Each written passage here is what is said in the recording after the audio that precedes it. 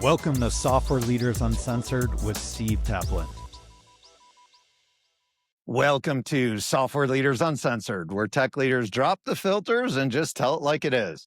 I'm your host, Steve Taplin, a serial technical entrepreneur who's launched 30 companies. I've failed at 20, and I've scaled 10 to success. And I turned that roller coaster of a ride into my book, Fail Hard, Win Big.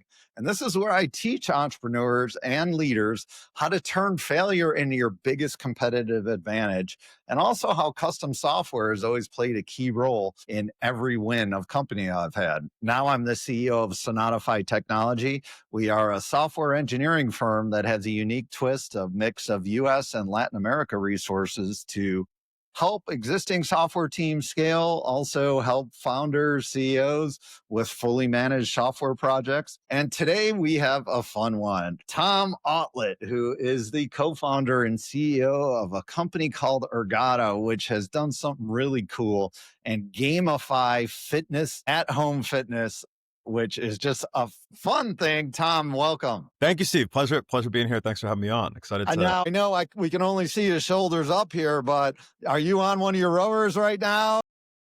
Not right now, but I do use it fairly addictively in reality. Like I love it. In part, I was like the customer that we had in mind when we were building the program. And I want to hear about Ergata, but give our listeners a couple-minute overview of the journey of your career. Yeah, we'll do. So I've always had a knack for adventure and excitement. My first year out of college, I moved to southern Spain and taught English for a year and did that. And I remember the day I got on the plane to go to Spain was the day that Lehman Brothers collapsed. And my dad and my parents were like, "Don't do it. This is going to destroy your career. You need to be here and getting a white collar office job. And, it's going to be hard when you get back." But anyways, I did that. That was great. I did consulting for a couple of years when I got back. And then I got bored of that very quickly. And then I joined what was at the time a rocket ship tech company called MediaMath that, built marketing software basically. And I just felt the excitement of like something new and revolutionary happening within that company and within that industry. And I just got addicted to it and loved it and did a bunch of different things there, got into a revenue leadership position pretty quickly. They shipped me off to London to build their European and Asian and Latin American business. And then I ultimately built their agency partnership business, which is where a lot of kind of media spend runs. And then I always wanted to start a company. My dad started companies. I always thought that was where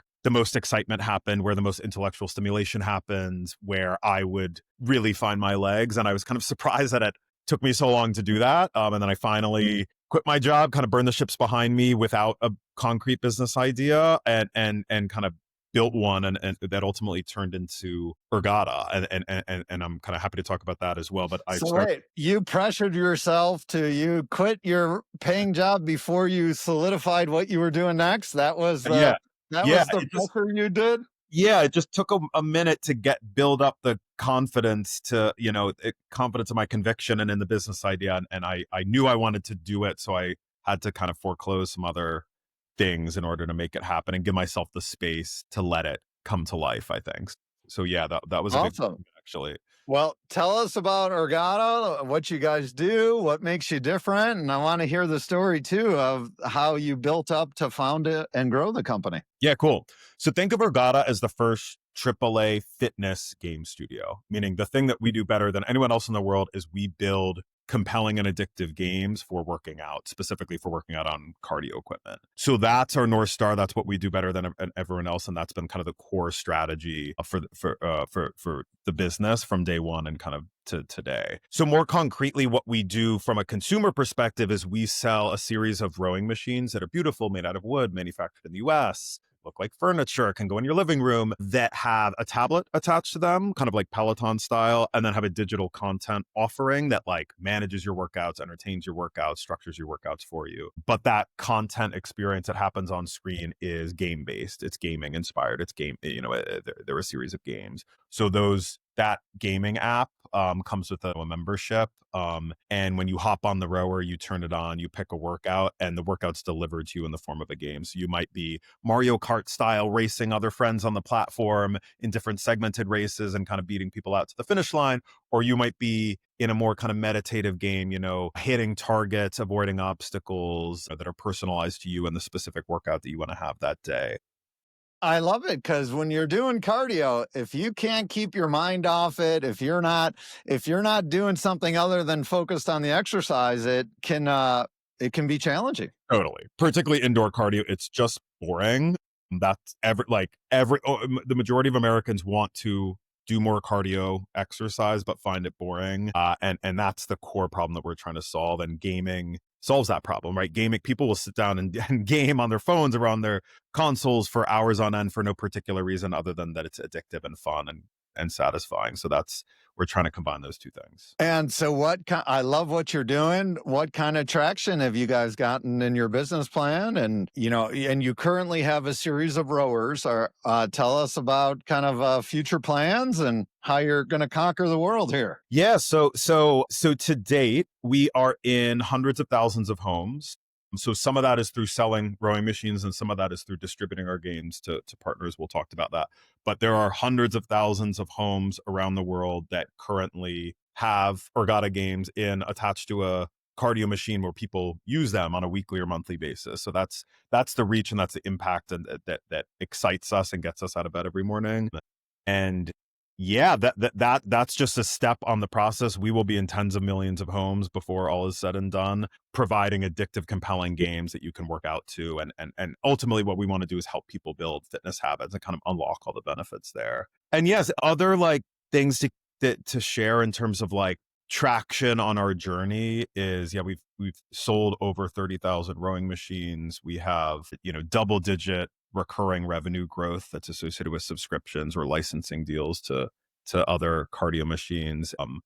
We've been profitable for multiple years in a row now. We've raised $35 million in venture funding. Not that that's a traction milestone, but it's something, and that's a lot Well, of getting $35 million invested in your company means there's a lot of people out there that believe in the vision and the differentiation and what you're doing. Yeah, totally. It's some point of validation. Ultimately, it's a means to an end, right? Like we want to help people build fitness habits, and we want them to see that value and pay us in exchange for that value, and that's the ultimate goal. But the industry validation, the VC validation is helpful and meaningful along the way, definitely. So you decided to become an entrepreneur. Why rowers? Why software? Why gamification? Yeah. How did those things come together? It's funny, like I feel like a lot of entrepreneurs are like, I was put in this world to do this specific company, and I was obsessed with it, and that's how I ended up starting this business. That is not my story. I knew I wanted to start a company, and then I knew I had started a company with the two specific people that I started it with, and I knew it was going to be in technology and software and kind of data, generally speaking. But that was the order of operations, and we were like, okay, so what should we do? And we would meet weekly, and everyone had to come to each meeting with a business idea or two, and it was no bad ideas, brainstorming, and we would kind of like build on ideas that had momentum and traction, and then kind of assign research tasks and whatever. So we like systematically came up with ideas, narrowed them down, and then honed in on what became Ergata, and which honestly didn't make that much sense for us. We were not hardware people; we were like enterprise software people. So it was what kind of popped out of the other end of a like systematic process to kind of generate and flesh out business ideas. And so you're not a technical guy, but one of your co-founders is a highly technical CTO, and another one is your chief operating officer, right? Yeah. So like my philosophy on starting companies is by far the most important decision is your partners. So that's why we went in that order. And so the three of us worked together for a number of years at that company, MediaMath, that I mentioned earlier. Prasanna was the most talented technical person we worked with. Alessandra was kind of my other closest colleague within the business. The three of us worked together really well. We gave each other energy. We worked really efficiently. We communicated really well, and we knew that we could kind of rely on each other, and there weren't going to be any major surprises. So that was really what aha moment hit rowers software content base gamification? Yeah. So a couple aha moments. So one was just like how important fitness was to people and how unhappy they were with their fitness routine. So like it was like 2/3 of Americans or people that we surveyed found fitness or working out to be like critical to their day-to-day well-being. Okay, it's important, wonderful.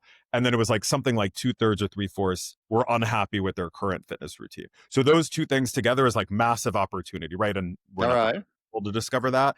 And then the unique insight was around classes, was like At the time that we started, fitness classes were all the rage. Like boutique fitness classes in person and streaming were like the dominant force within the fitness industry. And our aha moment was identifying that half the market didn't want a fitness class. Like they were really popular, but they were mostly popular with females, with younger people, with extroverts. We found half the market that skewed male, introverted, and also more competitive that didn't want fitness classes, but really wanted an engaging, motivating, compelling, addictive experience, whether digital or in person. And we figured out that we could target those people. They had an unaddressed need and we could solve their problems with the tools of gaming. All Um, right. that was the big aha moment. It was like this person, this opportunity, they're unaddressed by the whole fitness industry. And because we're new to the fitness industry, we can like see that clearly, and kind of charge at that opportunity. How did so first time entrepreneur here, Yeah. launching a venture, how did you go about fundraising for it? How'd you get to the steps of raising 35 million? It was really hard. So I took the lead on fundraising. While, first of all, the most important thing was I went off and fundraised and didn't disturb the business as much as I could. So Alessandra Prasanna were building the business and weren't slowing down at all. So that was critical. The first round was like a friends and family party round on a safe note. That was very reliant on our networks to date. Like we leaned on people that we had worked with, clients, colleagues, bosses, that like helped us get momentum there. And then when raising the first like institutional round, our seed and ultimately our $30 million Series A, yeah, it was hard. The seed was particularly hard. And So friends and family, how much did you guys raise on that initial safe note? that was an $800,000. So that All helped right. off the ground, right? That helped us build our initial product that, tests. And then your initial seed round, how much was that? Seed round was 3 million. Okay. And there was a pre-seed and then a pre-seed number 2 that ultimately was like 1.82, then a $3 million seed round, and then a $30 million Series A. So things ramped up considerably. And the main challenge that we discovered with the seed was like, this, but in venture funding, that people don't get out of bed for anything that's less than $1 billion company, right? And Yep. gaming plus rowing kind of felt a little niche to people. Like that was a problem. And then the other problem was just like we weren't hardware people. Like we didn't make sense to people as the founding group for this business. And we had answers to all these questions, these objections, but those were the two questions. Those were the hurdles that we eventually got over just by launching, running the business, and having actual traction and success. It was like each month we did better and did what we said we were going to do. And then eventually someone kind of jumped in the pool, and then there were other people in the pool. And then, all of a sudden we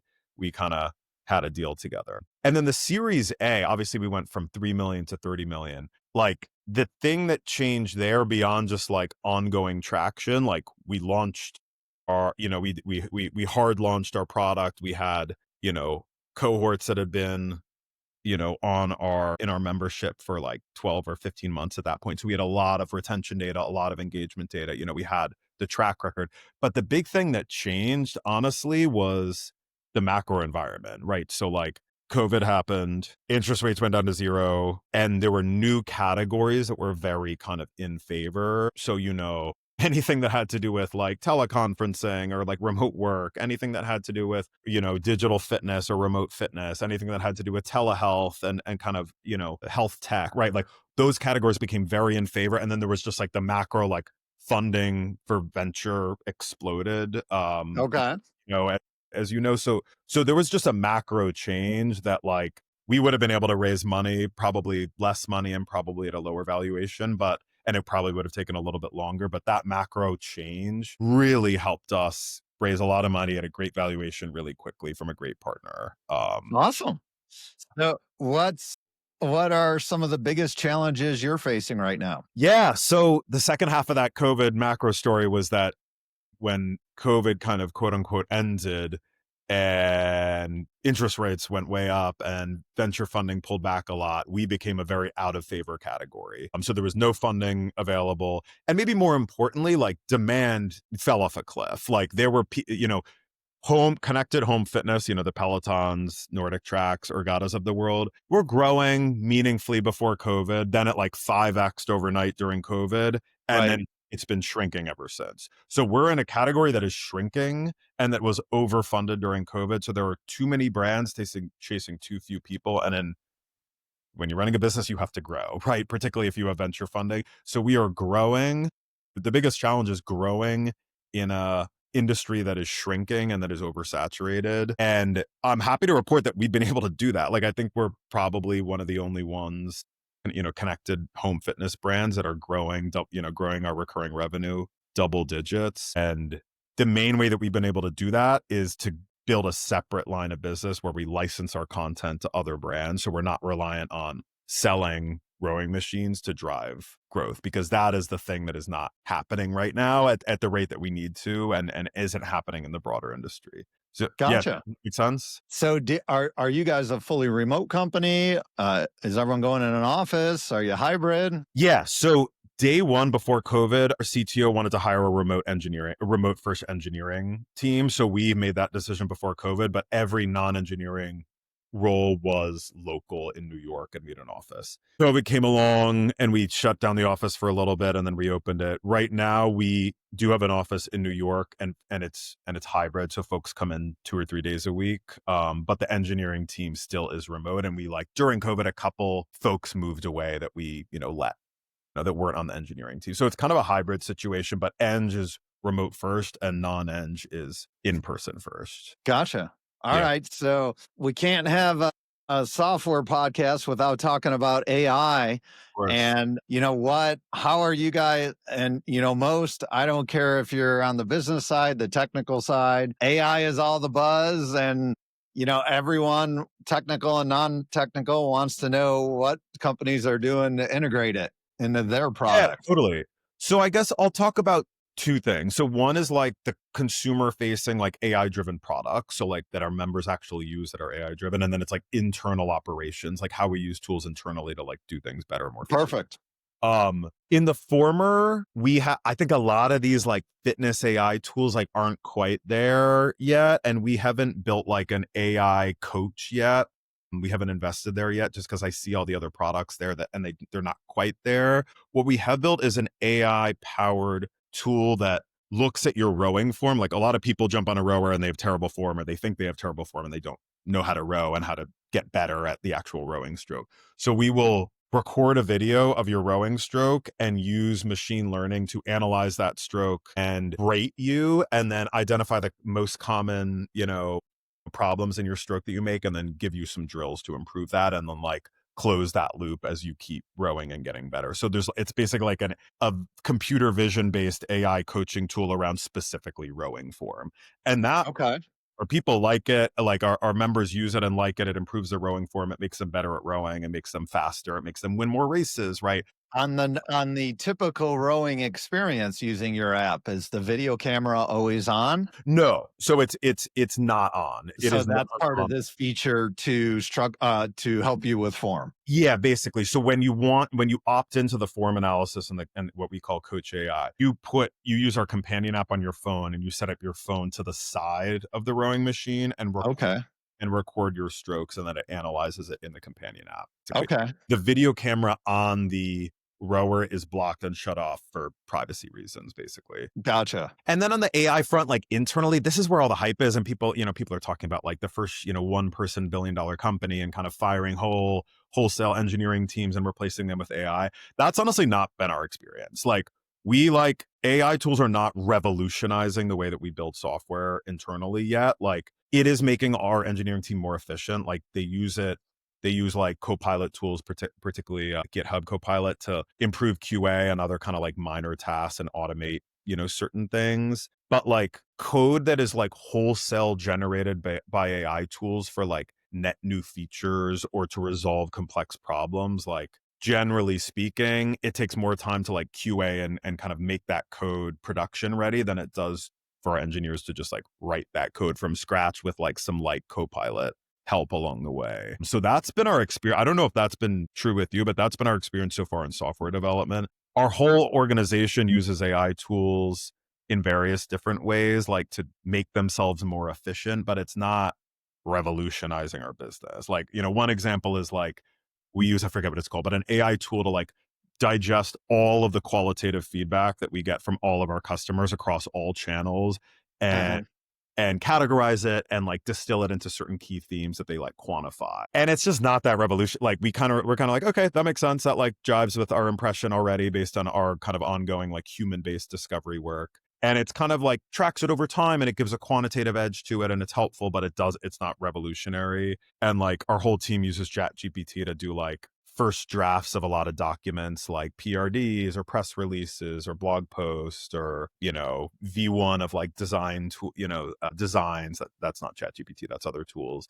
But it kind of makes folks more efficient, but it's not revolutionizing the way that we do work. And it's not leading to like wholesale like layoffs and team reductions, if that makes sense. There's definitely a swing around here as AI has been expected to replace all these jobs, make software engineers obsolete.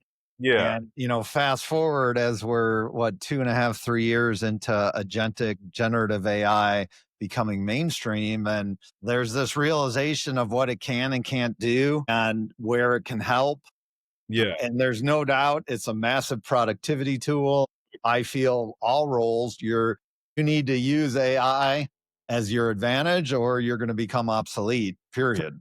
Totally. And that's been our experience. It's like a force multiplier. It's not like a Yes. fire the team and replace it with AI. It's like everyone uses AI to make themselves 20, 30, 50% more productive, effective, all that.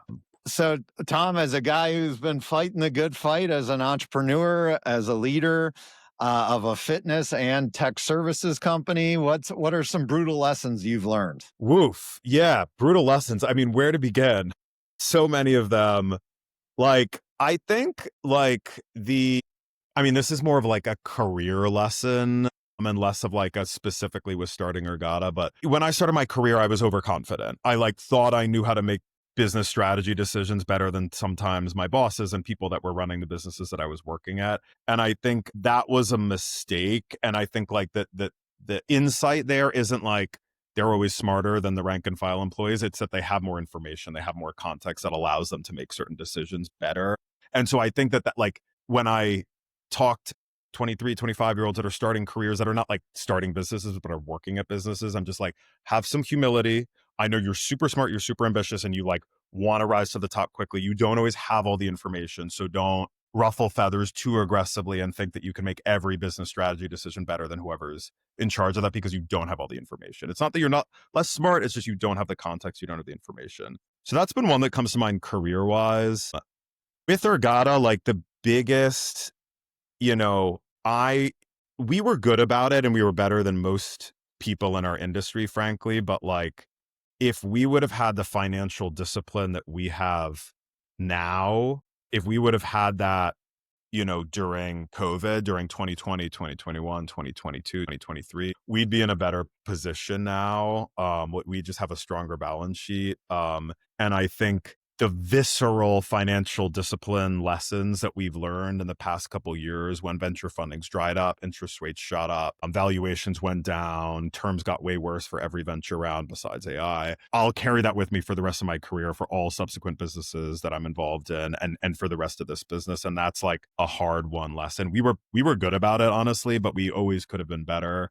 And that's a kind of hard-earned lesson that like that massive change in tech startup kind of financial macroeconomic environment has taught me that I'll definitely bring with me and would want to impart on anyone else that's starting and running a business out there that I'm sure you can. What about the software and tech services component as a co-founder and CEO who doesn't have the engineering background? Any lessons learned there to share? Yeah, I think like finding the right tech. If you're going to start a tech company, you need a strong technical leader. Like you can't only be run by business people in my estimation. And so for me, the biggest thing we did right on that side was having from day one a technical leader with real business acumen in the room, part of the founding group that like built technical strategy into the business strategy and made sure that that was part of our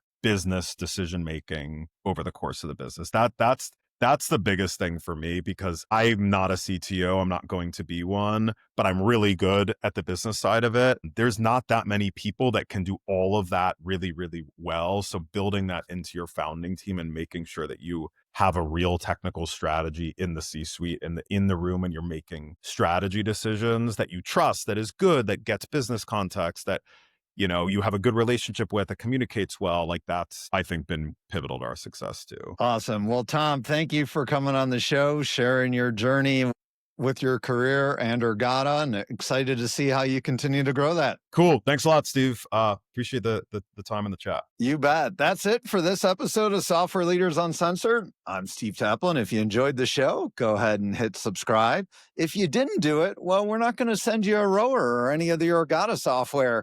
We'll give it to your competitors, get them more in shape, so they're going to beat you out.